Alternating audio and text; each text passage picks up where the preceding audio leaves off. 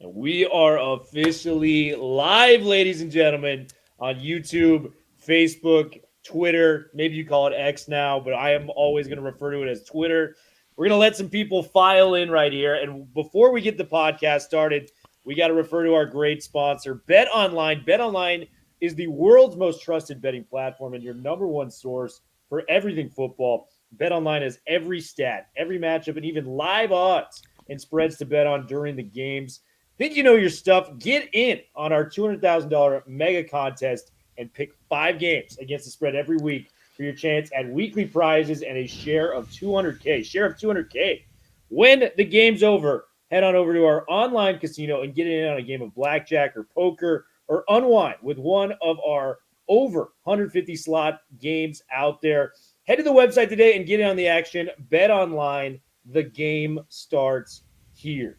All right, we got 8 people in the chat. I feel like we can start this up. Give me 10 seconds, guys. 10 seconds. We've already got a comment in the chat. Go UCLA. We love that. Go Bruins, guys. Go Bruins. 5, 4, 3, 2, 1. What is up, and welcome to the latest edition of the Bruin Bible. You guys have been asking for him, man.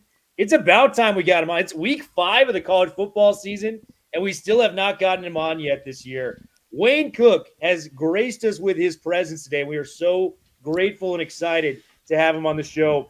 Wayne, how are we doing on this Wednesday? As we got another game this weekend on Saturday. We just came back from the Oregon game this weekend. How are we doing, buddy? It's great to see you. I'm amazing, guys. Jamal and Will, I love this show.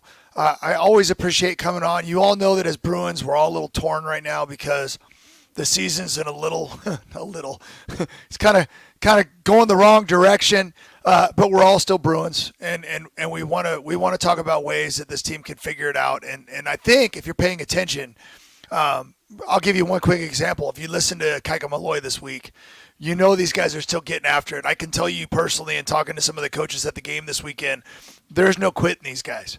So they're still fighting. They're still working as hard as they can. And let's be honest, this stretch of a schedule, going back, Illinois is now ranked 23, then LSU's ranked 13, Oregon 6, and now we're going to play Penn State 7. I don't know who else has a schedule like that out there, but this is brutal. Yeah, man. And Indiana, to your point, man, they got a 33% chance of making the college football playoff as it stands right now. Kurt Cignetti is a hell of a coach. He may be getting that call to go down to Gainesville at year's end if Billy Napier and that thing blows up. But the place we want to start at, Wayne, is I want to start on the offensive side of the football for you. This team returned a lot of talent from last year, man. We were notably very high on Ethan Garbers. I know you were as well. He's struggled out of the gate, and I think a lot of the fan base has kind of come after him on, I see some of the negative tweets, some of the negative comments about Ethan Garbers.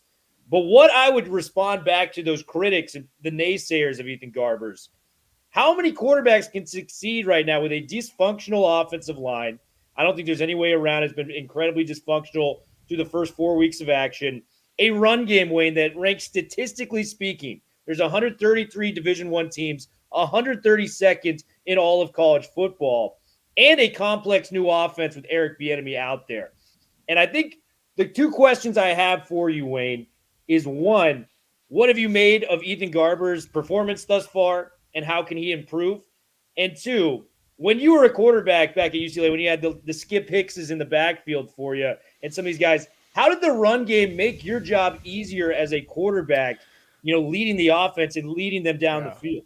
That's a great question, and I can answer both of these. I don't care if we're talking about Garbers. I don't care if we're talking about TJ Harden. I don't care if we're talking about Eric Bieniemy and his offense. I don't care if we're talking about the receivers. If you don't have an offensive line, and I'm going to tell you guys this, it's not just been struggling, it's been bad. And when you have players that, and I can explain this to everybody that's listening a million times. If I know as a quarterback, like if I'm going to count my guys that I've got to block, and I've got 5 guys to block year 4, and I still got a guy in my face when I'm trying to throw the ball, something's wrong.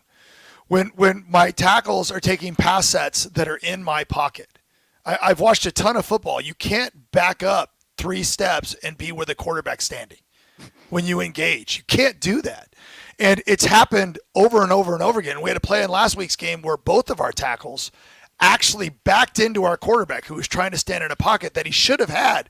Because, see, remember, quarterbacks are supposed to trust these guys. We always say when the quarterback puts their head down and starts looking at guys, they're doing something wrong. When you know you have blocking, you're supposed to keep your eyes downfield because you're trying to read the defense. That's how you play the position. And so when you can't trust your guys, it's really hard to play quarterback. And you asked me about my playing days. I had one of the best offensive lines in the history of UCLA football my junior year with guys like John Ogden and Von Parker and Mike Flanagan and Craig Nowitzki and Stevens. And these guys were amazing. We had fullbacks go for 100 yards in those games. To answer your question about running backs, we literally had a fullback rush for 100 yards. Like James Milner had a couple of games where he had over 100 yards. We had a whole bunch of different running backs: Skip Hicks, Ricky Davis, Sharmon Shaw. All those guys ran for a ton of yards. Okay, and then we still had J.J. Stokes and Kevin Jordan on the outside. So like we could do whatever we wanted because our offensive line was freaking amazing. Yeah. My next year, my senior year, we went into a tailspin because a bunch of guys got hurt. And when you don't have your offensive line, and then you have to plug in a freshman receiver and plays at J.J. Stokes, and you have to have a freshman, left tackle and right, all this stuff started happening. And the next thing you know, a quarterback that played in a Rose Bowl was getting booed in the Rose Bowl. What's wrong? Because that's how fans are. And trust me, you guys, I get it. You're mad at Garbers because Garbers is the one out there. I get that. That's part of our job. But I hope, as someone that can relate to this, I hope you guys understand it's really hard to play quarterback. It's like, why do you think so many top draft picks that go to the crappiest teams in the league end up looking horrible? Yeah. It's because those teams suck. And now you're trying to be a quarterback, and there's very few guys that are that good. So I think that answers the Bieniemy question too. And I'll tell you guys, I teased this a little bit off air. I wanted there to be a change at guard a little while back because I thought we were just way too slow and making too many mistakes, and they made that change. I think Prongus getting into the starting lineup, the LSU first half was the best offensive line play I'd seen all year. Yeah. There was one other position that I wanted to see change too, and I had an idea a while ago of maybe moving some people, and because I think Prongus ends up being a left tackle eventually. I think he's athletic enough, he's big enough, he can move, and I think we need that out there. So I'm going to go ahead and tell you guys that I think we might shake up the offensive line again. We saw a little bit of it in the game, right? We saw Unije come out a few times. Sometimes it's injury, sometimes it's not. And we saw other people playing, like Jeffers, for example. So I think this is something I've been wanting to happen for about 3 weeks now, and I think we may see it. I can't tell you guys what it is, but I think we may see it, and I'm excited about it because I want more athleticism. We've been way too slow on the O-line, you guys. Like, our guys are just getting whooped. One-on-one blocks are they're getting beat. Not all of them, but some of them more than others. And so when that happens, you got to look to make changes. Wayne, to that point, I mean, such an excellent perspective there. What do you want to see change kind of more from a big picture standpoint going forward here? Obviously, you've sort of alluded to perhaps a little bit of shuffling in terms of the offensive line. But if you're Eric Bieniemy, what can you do from a schematic perspective to say, okay, this offensive line is either going to be what it's going to be or it's going to be kind of marginally better? I don't know if we can see kind of transformation in the next 8 weeks. So given that kind of reality, is it more 22 personnel of, 2 tight ends, 2 running backs? I mean, do we kind of go old school fullback? Do we bring Anthony Atkins in and play kind of a use check role? Do you bring Bryce Pierre with Matavao and, do you chip a little bit more and kind of maybe do a little bit more play action? How would you sort of approach it if you were Eric Bieniemy saying, hey, this offensive line is either going to be what it is or maybe 10% better, but I have kind of what I have. Now I got to work around it. First of all, that's a really smart thing to say. We're not going to see a enormous jump. I think the offensive line is what it is. I think it can be better. I think it's going to keep improving, but we're still going to have to work around it some. You can play more tight ends. You can, you could bring in a fullback, but I personally don't think we're going to see that. From what I've seen from what's happening so far, I think Coach Bieniemy is going to call the offense he's going to call. More of the changes have been playing guys like Quasi Gilmer, who has shown that he's very athletic. Getting him involved, we see more Carter Shaw. I've said this, and I don't know the story behind it. I'm going to stop talking about it, but Logan Loya, for whatever reason, has fallen out of favor with his team. Yeah. And I haven't figured that out because when he played against LSU, he looked awesome. He looked like the guy that as a quarterback I would want to throw the ball to because he always finds space, but something's going on there. But either way, I'm not paid enough to know what's going on there. But I thought that TJ Harden showed signs of life last week. I think when there's no hole, you get in the habit of always trying to bounce everything. And that to me is high school running back stuff. You can't do that in this league. Guys are too athletic. And so you've got to find a way to find even if it's the smallest little crack in the world, and get positive yardage. Any kind of positive running game will help everything out. I truly think that we could also get Matt Stevens talks about it during our broadcast all the time. And we saw a little bit of this at times. Do the shorter stuff. Get the ball out quick. Everybody does it. These long, slow, over-the-top routes that take forever to develop, we don't have time to throw them. And we're getting our quarterback killed. So get the ball out. Garbers has a nice release. He gets the ball out quick. He can be accurate when there's nobody in his face. So throw some, screens, quick stuff to the outside of the receivers. Don't be afraid to throw a hitch or an out. Garbers throws a great out. Those don't take very long. You hit the plant foot and they're gone. So I think quicker passing games, and then just we had several games where, other than Garbers, you guys, we were running the ball like 14 times. Yeah. You cannot be successful doing that. We don't pass block well enough to let the other team know these guys are going to throw the ball all the time. Because especially like we're going to play Penn State. I don't know if you guys have paid any attention to their defense. Yeah. They got some dudes, right? And so we're going to have to block some probably, I would argue, this is the best defense we've faced yet, right? This, 100%. and they've got athletes. I don't even want to say their names because there's so many of them. They're just good everywhere. So we're going to have to figure out a way to still stick with the run game, even if it's only getting 3 yards. I mean, sometimes you have to do that because it helps you set up other stuff. Yeah, and to kind of piggyback on your point, they ranked second in total defense last year, fourth this year. They were kind of the inverse of those Chip Kelly teams where for Chip Kelly, the offenses were always so prevalent. It's like, man, if you could just get a top 50, 60 defense in there, top 60 offense last year. They're now ninth in the entire country when it comes to total offense right now, with Andy Kotelnicki coming over from Kansas and what he was able to mentor with a guy like Jalen Daniels. I want to move to the defensive side of the football. And Kaika Malloy made some waves within the UCLA fan base today with, his tiered up response, at the press conference. I came away very impressed with the man that he is and how much he cares about getting this right for UCLA football. It's been far from perfect at times, but the stats remain the same. We only allowed 6 points to a really talented Oregon team in that second half last week. We haven't had a sack in 3 games. I think that's problematic. When the first game, we were bringing a lot of guys for extra pressure. I know this is going to trigger some UCLA fans. It brought back a lot of Jerry Azzinaro time period where you brought 6 or 7 guys to kind of come and bring this blitz. Edge pressure's been a problem. Outside of that, I think this defense can be very correctable if everything kind of goes right from a pressure standpoint. Give me your interpretation, Wayne, of the press conference from Malloy earlier today and what this defense can do to maybe get on the right track moving forward to Penn State. I'm a huge Kaika Malloy fan. Like, as a human being, he's exactly what you see. He loves his guys. He's ultra emotional. He cares so much, and he's been a really good football coach too. Yeah. This defense has not been the problem.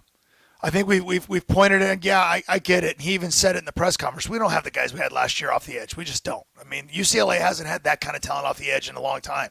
It wasn't like that was. It was like we just had all these transfers came in and they ended up working, right? And then you still had Carl Jones and some of these other guys that were already here. This year we're moving linebackers to the outside. You're seeing Femi, now basically playing there, and because our inside backers, we have a lot more depth, and you're even seeing Kane come off the edge, right? Yeah. So we're trying to do whatever we can. He also said in that press conference that we're going to start seeing a little bit more of Sharif Say, okay, a guy that was brought in to be a pass rusher, and so they're going to have to throw guys in there, even if maybe they're not up to speed on what they're doing. He said we're going to throw them into the fire and see what we can do. But at the same time, he's aware that he has to manufacture pass rush, and it's been hard. And here's what's refreshing: he owned it. He's like, it's my fault. I got to come up with better ways to pressure the other team's quarterback. Now, if I had to rank the quarterbacks that we've played from Rourke all the way through Dylan Gabriel, I actually would put Drew Aller at number 4 of the last 3 quarterbacks we faced. I actually think Drew Aller is solid. I don't think he's spectacular. I think he's solid. I think he's on a team that runs the football the way they do and plays defense the way they do. He's just, I think he's good. I'm not saying he's bad at all. I think he's very good, but he doesn't scare me like some of the other guys do. But you still just can't let him sit there and do whatever he wants. So we're going to have to put some pressure on. But you guys, I don't know about you. I think the secondary's been solid. He mentioned it in the press conference. He said, yeah, sometimes when we bring it, we've got to play tighter coverage so they can't hit that 5-yard out. I get that. But at the same time, I'm like, I don't think they've been the problem. The pass rush has been a problem. I have to admit that. These quarterbacks are way too good to never touch. But at the same time, the run defense has been good. He talked about Jay Toia getting double-teamed all the time. We've got to figure out a way to make them pay for that. If you're going to double-team that guy all the time, you have to be able to get home somewhere else. Yeah. And Jay Toia is one of the – and you guys look at the stats, our rush defense is solid, and it's going to have to be this weekend because that two-headed monster coming at us from Penn State is really, really good. But we've been stout in the middle, even after losing Williams. But the pass rush is it. It is. It's like the blocking on one side and the pass rush on the other side have been our main problems. I think we have talent everywhere else. Ramon Henderson's been really good. KJ Wallace has been really good. We saw Addison in that big return. He's been really good. Like when I watch them play along with Jalen Davies and Kirkwood, I'm like, these guys are good. We just need DBs can't cover forever. So if you have no pass rush, it trickles down to every other position. It's even tight ends when they're trying to cover someone, when our linebackers are trying to cover guys, you can't cover forever. So we have to find a way to get to the quarterback. Yeah, Wayne, it's such a great point, and it sort of segues into kind of two-part question for you.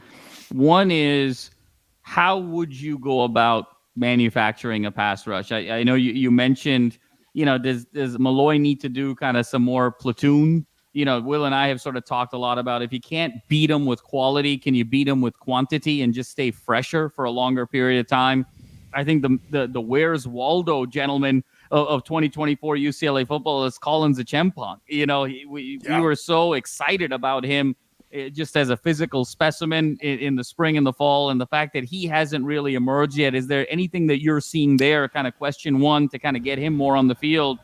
And then question two, Wayne, moving forward, let's assume, this week is a loss and we're at 1-4. I think it becomes really critical moving forward in that Minnesota game to try and get us on a run, because I think bowl eligibility for Deshaun year one would be just so critical and vital for him to be able to grow in terms of those additional practices, that additional platform, and really start getting things from a momentum perspective. So one is, how do you see kind of generating a pass rush? And then two, how do you feel about, after this stretch, this team's ability to kind of make a run and threaten bowl eligibility? So your first question, I had forgotten about the transfer for Miami because we haven't seen him at all. Yeah. And then Tuazama's another good-looking body that we haven't seen much.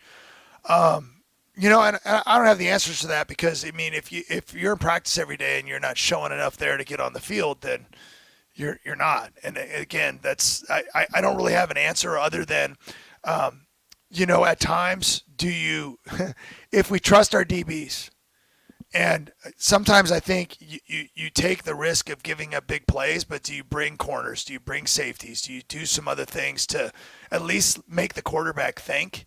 And I think you probably have to.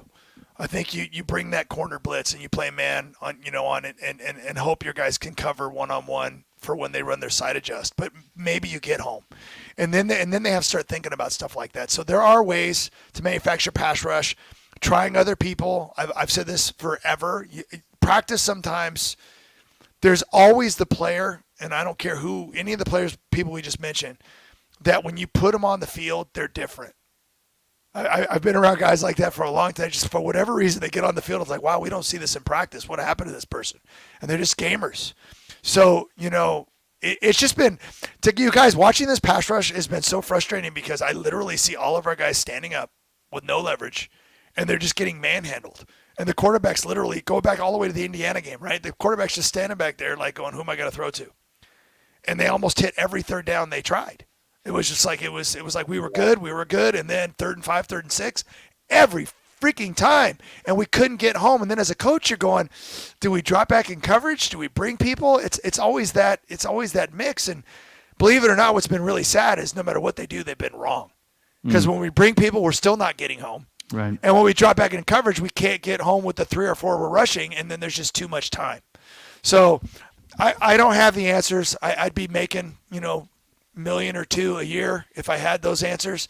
But I think maybe bringing some safeties and corners at times. But you have to be smart when you do that. You really have to be smart when you do that because you could be exposed. So that's important. I forget, Jamal, the second part of that question. Just how you feel about the possibility of a run. Let's assume this is 1-4, and now we start kind of getting out of the murderer's row. And Wayne, to your point, I mean, 4 straight ranked opponents. Right. I don't think there's a team in the country, maybe Florida at the end of the year in the SEC. Outside of that, this is the hardest 4-game stretch of anybody in the country. And so can you, hopefully they sort of still stay together, sort of emotionally and mentally and locked in. And I think that's what we're seeing from the Malloy press conference.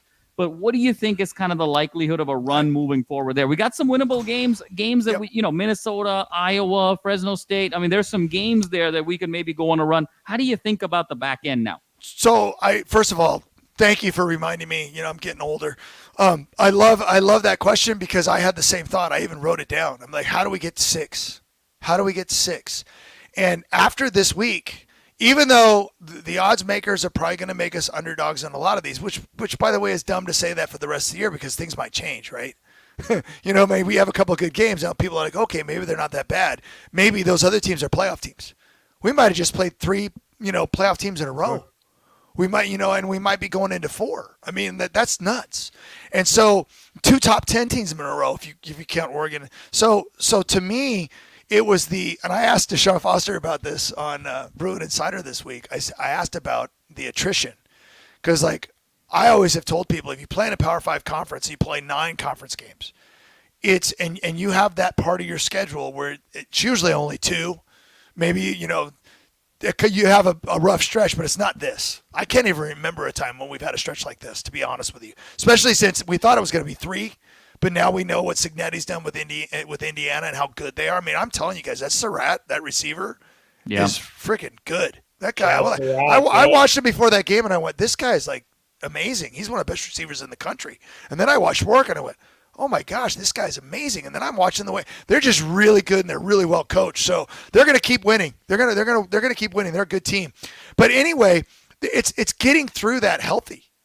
Yeah. And getting through that, and when I say healthy, you guys, a complicated word, right? Because we can have mental health too. So the physicality of it, we already have lost some people. We know Garber's, we don't know what's going to happen. We might see Justin Martin this week. I even threw out into the atmosphere that do we think about Nick Billups, who's a little bit more mobile? Because remember, Justin Martin's going to be a thrower first. It's he's a tall, he can move, but Billups is a little bit more squirrely when he runs, and he can throw too. I just don't know how well he knows the offense. I don't know. I just always think about these things because when you're not blocking well, you go Michigan, right? You're like, okay, we're just going to play orgy and we're going to run the crap out of the ball. Problem is we're not running the ball well either. So I know that's probably not a solution, and we hope Garber's plays, but you got to think about this stuff when you're trying to get out of a slump. But I want us to be healthy because then when you get in, and we can name all of them, even Iowa. Iowa's not as good as they've been, especially defensively. They're still really good, but they're not quite what I think they've been on that side of the football. They are scoring more, though. So that Friday night game's probably of the stretch we have left, and I'm going to ignore SC. I would say Iowa's it. Washington's not quite what they were. That's another Friday night game, by the way. We got 2 of those up in Seattle, but gosh, they're playing defense. Have you paid attention? They're not bad. So Washington's not bad. Minnesota, they fought back. That last week's score was misleading, right? They got some points late. Minnesota, that's good though. I'm just telling you, they're all good. Fresno State's just got whooped. Okay, so we'll see what they are. But my point is that there's a bunch of solid teams left. But if we figure out, remember the first half against LSU, which was fun, right? It's the most fun I've had this year. And the second half, that third quarter, especially against Oregon, I actually thought was pretty good football, especially defensively. We're just making too many stupid penalties and bad snaps, and all this stuff that could go wrong seems to go wrong. But we have moments where we've shown that if we can just put this together, we can compete. And like you said, a little bit lower level of competition. And the mental part of it is, let's say you get a win against Minnesota and you actually play your most complete game and you have your least amount of penalties. Shoot, we have special teams this year. That's exciting. Punting's been great. Field goal kicking's been great. Let's get in a game where we need those things, right? Where we need those things. So, like, the idea is that if we get and we clean that stuff up, I agree with you. I'm not throwing away this weekend. Anything can happen in college football. But there are wins out there if this team keeps fighting and mentally they actually believe they can do it, because I think that's really, really important. Absolutely, man. And, just to kind of piggyback off that last kind of questions, we as a team, I think the fan base had some expectations. They haven't been met. It's been a little disappointing for the fan base, but there have been some bright spots on the team. We notably have talked about Quasi Gilmer looking like ahead of schedule right now. He made those 2 third-down catches on the first drive last week against Oregon. They were going, this guy's a dude doing this against Oregon defensive backs, a Dan Lanning defense this early in his career. He's got a bright future ahead of him. Every time I see my guy, Maliki Matavao, it's just a dude out there, Wayne. Like, he's going to make a catch. He's going to move the sticks. I go back to that 1st and 15 at Hawaii, where it's the final drive. We got to get the game-winning, field goal into the leg of Bagani. It's 1st and 15. We had the false start on the road, and Matavao may have made the biggest catch of the season for us as we immediately bounced back with a 20-yard gain over the middle. There's bright spots here. Rico Flores being another one of those guys.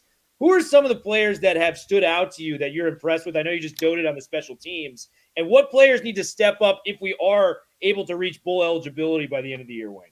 This would remind me of a different era with if I started with Richter and Bagnani, and I said no, we're not going to do that. Although Richter has been good, but I will go down this list. First of all, I liked Quasi the first time I saw him at practice. Yeah, this guy's an athlete. You can just see the way he moves and the way he runs, and you can see it. He's also a guy that wants the ball.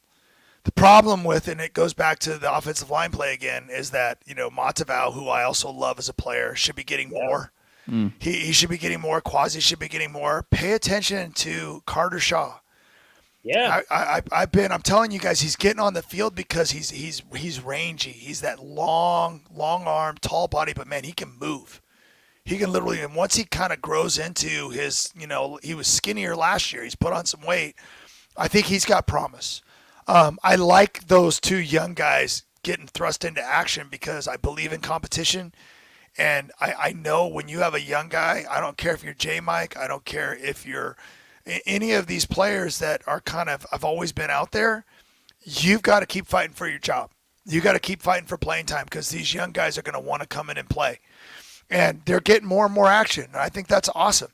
So, but still, because of, us not being able to do things with regularity, like with our struggles with penalties and offensive line play and sacks and all the stuff that's been going on, it's been hard to get anybody into a rhythm. I'd like to see a receiver get. I mean, I'll go back to the LSU game. I thought Logan Loya having the 4 catches and a touchdown. I was like, that was one of the best stat lines I'd seen. I'm like, so I would like to see more of that going forward. I'll point out on the defense, I'm absolutely enamored every time I watch Jay Toia play. I think he's incredible. I think he occupies a lot. Our rush defense has been good because that dude's in the middle, and he doesn't get, probably you don't notice it because he's not getting to the quarterback a lot, but that sucker pushes that line back, and he causes problems. This is what's so frustrating because the outside rushers need to benefit from him, and they're not. You guys take advantage. You get one-on-one on the outside, you got to win. So like that's been a problem. Kay Medrano, I had a chance to say something, and I wish I would have worded it better before the last game because it probably sounded negative. But I'm like, dude, you just keep doing you. Like you just keep doing what you're doing. People will notice, and it's like when you're on a team that's struggling and not winning. I swear to you, I've told every high school kid because whenever they're not winning now, they want to transfer to a winning team. I said, how about you ball out on your losing team and show what kind of character you have. If a scout's worth anything, they will find you on a losing team playing as hard as you can. And Kane, man, he gives it everything he's got. I think Femi's been fantastic this year. We mentioned the DBs earlier. I've been impressed with Ramon Henderson and KJ Wallace as transfers. I really like Brian Addison, and I love and again I think Kirkwood has had a good year. He's been healthy. I think he was hurt a lot last year, so I feel like he's been healthy. Davies, I thought he struggled a little earlier in the season, but I think he's bounced back too. So and again, those guys are being put in a horrible position because we're not hitting the other team's quarterback. You look at our quarterback, Garbers is covered, and whatever the field is, and he's just like looks like he's been beaten, and the other quarterback is like hasn't been touched. He could probably hang his jersey up and wear it again the next game without washing it. So like we got to hit those guys a little bit. So there have been some players. I was happy to see TJ kind of show a little spark last week. Looked like he was a little bit quicker and running with some enthusiasm. But no, those guys that I mentioned, the first ones, especially on the defensive side, I think those guys have looked really, really good. No, it's great insight there, Wayne. I'll ask you kind of maybe the inverse of that question a little bit, along with kind of a part B as well. I've been a little bit puzzled to sort of your earlier point on who's kind of getting on the field and who's not, right? And, we talked about Loya. I mean, the fact that Sturdivant, isn't even getting targeted in some games, is sort of puzzling to me. I think we made such a big emphasis on getting Keegan Jones back from UConn, and it feels like his usage rate is still really low. I think we made such a big emphasis on getting Berger from Michigan State, downhill runner, especially when you're kind of struggling from an offensive line standpoint, and you need to kind of break that first tackle. Why isn't Berger kind of getting on the field? And so what are you maybe seeing, kind of question one, on what is sort of the criteria, being very close to the team, that you're seeing of how guys are kind of getting on the field versus guys that are not? Is it something that the enemy's looking for from kind of a weapon perspective, or is it something in terms of how they're practicing? Because I'm still trying to crack that Da Vinci code of who's kind of getting on the field and who's not, because it's a little kind of perplexing to me moving forward. And then part B, kind of a provocative question. Would you sit Garbers this week? And almost say, look, we're going to be 1-4, but I need a healthy Garbers if I'm going to try and go to 6 wins, versus getting them out there at 75, 80% and then risking further injury. And then I think to the earlier point, we saw all these guys in the fall and the spring. I think there's a big drop-off at this particular stage between Garbers and our next set of quarterbacks. So, is it maybe, hey, we give Jamar to start in Happy Valley and give him some experience going into next year's quarterback competition, and we heal up Garbers to really try and make that run? How do you maybe think about that? So those are great questions. And the first one, I'm going to keep saying the same thing over and over again. I think that they're better in practice, and we see, I think we've even heard, if you've paid attention to what Coach Foster talks about, he's talked about it. He goes, we're doing these things right in practice, and we're getting under the lights or out there on the stadium, and we're just not executing. So I think the players that are playing are the players that are doing well in practice. The Da Vinci Code comment, that was clever, because I trust me, I've been standing on the sidelines wondering the same thing sometimes. I'm like, wait, what's going on? But the problem is all these plays that are drawn up to be excellent don't work if your guys up front don't do their job. And so, like, I don't care which running back it is, whether any of them. Keegan's had moments, right? They've all had moments. I mean, we've even talked about Frias getting a chance. See who can do it, but when the hole's not there, it's just frustrating. I mean, I've watched 2 particular offensive linemen be so off this year. Like, I'm like, oh my gosh, getting out of their stance late, like going the wrong way, 2 people blocking someone where someone's running right up the A gap. And I'm like, man, that's a mental toughness problem. And when you have players that can't stay mentally tough in football, you're in trouble. And that's why I'll go back to the beginning of this. I think we might see even more changes. And I think the coaches are trying to find that perfect 5. And part of this goes back to the previous, what was this staff? What did this staff inherit? You know what I mean? And I'm not saying we don't have a ton of good players, because we do. We have a ton of good players. But it feels like that position was probably a little thin, right? The O-line was probably not where we needed to be recruiting over the last few years to have some depth and to have more competition and talent. And then sometimes you bring in transfers, and sometimes that works, sometimes it doesn't. But when I'm watching the film and I'm seeing guys getting whooped, and not just whooped, but like missing entirely, and it's like a lot. And then you start looking back at how often are we actually on the field? I mean, coaches have talked about this a lot. We're not on the field enough. The defense is on the field a ton. We're not on the field enough to really get anything going. And then when we do block, there's a holding, And again, some of the same players that I'm referring to will get a hold and then another hold, and it's like you can't play if you can't block and you're holding also. It's really hard to keep you on the field. So, again, I swear I love UCLA. I love all these players. I root for every one of them to trust me. I always tell the story about how after we played Nebraska my junior year, our Rose Bowl year, and Coach Smith flat out told the whole team that the quarterback play wasn't good enough. And I say that for a reason because I wasn't being babied. I wasn't being coddled. I didn't go up and say, hey, man, I'm transferring. I said, screw you. I'll show you. And I had 11 touchdown passes in the next 3 games. I went 3, 4, and 4, which at the time was a record for UCLA.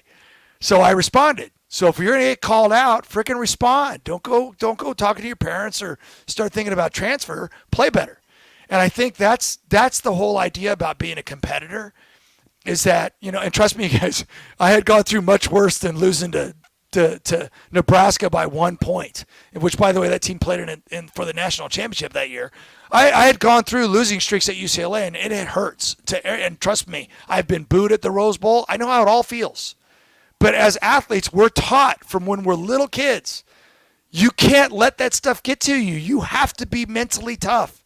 You have to be. And you have to keep fighting, and you have to keep battling. And when you do that, things typically will turn around. But you can't feel sorry for yourself. You can't stand on the side by yourself. You got to be that great teammate. I know I'm rambling right now, and you guys know that I do this, but I just think it's so important. And from what I'm hearing from the coaches, the players are fighting. They're still fighting, and they're still together, and they're still a team. So all this stuff I'm talking about, it sounds like they have that mental toughness. And it sounds like, and this is not coming from a guy that won every game he played in. I did not even close. My high school teams were actually really bad. You just keep fighting. You just keep showing up every day and giving it the best you can, and that's all you can do. Yeah. No, really well said, Wayne. No, and hopefully we get you in the locker room here, but pregame. I'm ready to run through a wall here, Wayne. Come on. And then Wayne, I'll hand it back over to Will, of course. But thoughts on Garbers? Start. What do you think maybe is the best thing to do strategically? I think if he's ready to go, you go with your starter. I don't like sitting a guy to protect him because that's almost like waving the white flag, right? So you don't want to do that. If he's hurt though, in this pass rush being what it is, I admire Ethan so much because trust me, as a quarterback that's gone through struggles, to get blamed for stuff that when he's limping into the locker room at the end of the game is probably as sore as you can imagine after every one of these games from all the hits he's taken.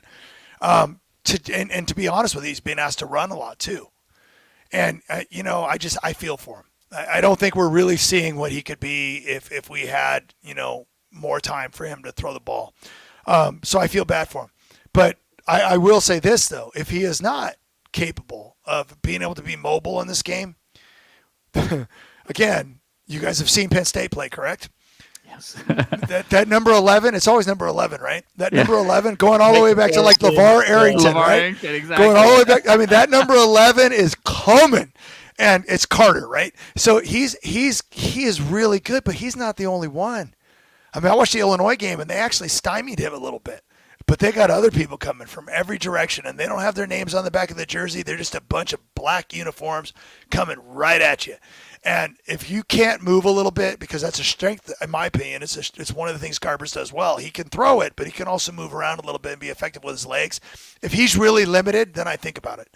Then I go, hey, although can you imagine the hotel room, J-Mart sitting there? I know what it feels like when I was a starter for a while, and you're sitting there before like you're going to play at Nebraska, and you're sitting in the hotel the night before the game going, okay, it's the best team in the country. We're at Nebraska. Like, you're pumped, but at the same time, you're not sleeping real well.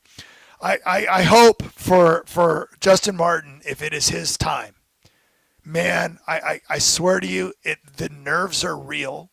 They're also awesome. Embrace them. Embrace their nerves.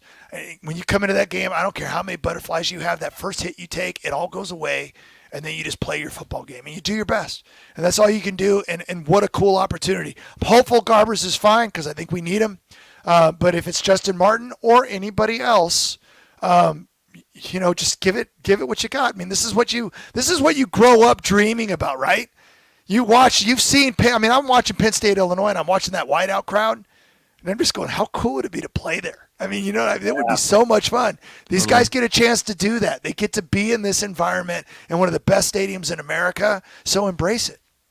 Yeah, man. Pressure is a privilege, as I like to say, when it comes to having these opportunities, man. Last question we'll leave you with, man. You've been so awesome. You've given us 40 minutes of your time, as we can see right now.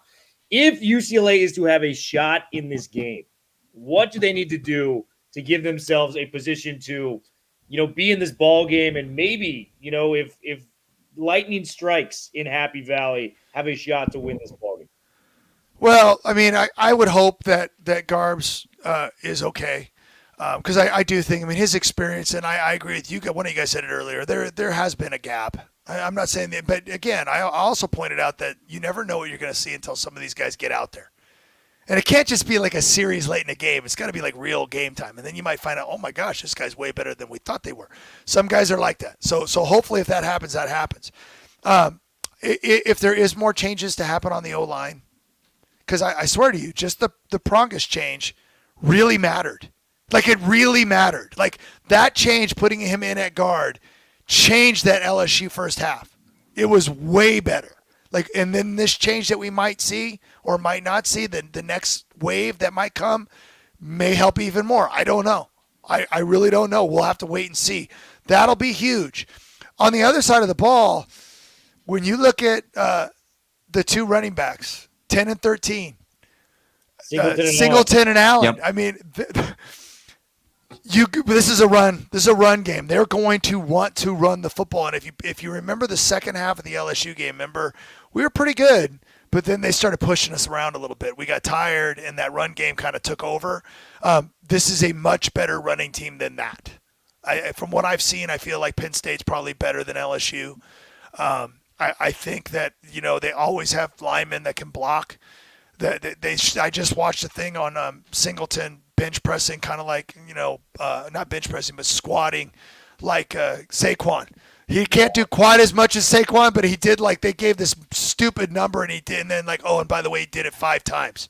I'm like, ooh. So there's gonna be some grown men running the football in this game. So Jay Tawia and the linebackers are going to have to, Cam Madrano and company are going to have to really do a good job up the middle, because if they can run the ball, and then that's when Drew Aller's in his element and he can do play action and stand back there and throw. I would say pass rush, but I think it's more important to be a run-stopping team in this one. So be good against the run, and then, find a way to block and give our offense a chance to do something. If we can move the ball, I'm telling you, it's infectious. If they can do some things on offense, and we saw it in how exciting was the LSU game, because the offense got 17 points and a half. That's the most we've scored all year, you guys. That had everybody pumped. You can feel it on the sidelines. The crowd was into it. The defense was into it. It helps the whole team when that happens. So I think that's going to have to happen too. Awesome. Well, Wayne, dude, thank you so much for coming on, as always. It's always great to get insight. As we like to say, man, you're our only guest right now. We're going to make that, moving forward, man. So thank you so much for coming on, man. Always a pleasure to hear you guys. Thank you all for tuning in. We had an absolute blast with this. We're going to do more lives throughout the season. Stay tuned. We might even be able to get Wayne to join us for a couple more guys. So stay tuned for those. You guys, if you guys are traveling to Happy Valley this weekend, tell us how the atmosphere is. Wayne, are you going out to Happy Valley this weekend? Absolutely, man. I'm on a love it. Dude, the trip, like, I haven't not been on the sidelines at a UCLA football game in over 20 years, guys. Oh, so the trip is weird. It's all the travel and the driving and it's pretty crazy, but I can't wait. I cannot wait. It's going to be an absolute blast. Well, Bruins, 4's up. We will be talking to you very soon. Stay tuned for a live after.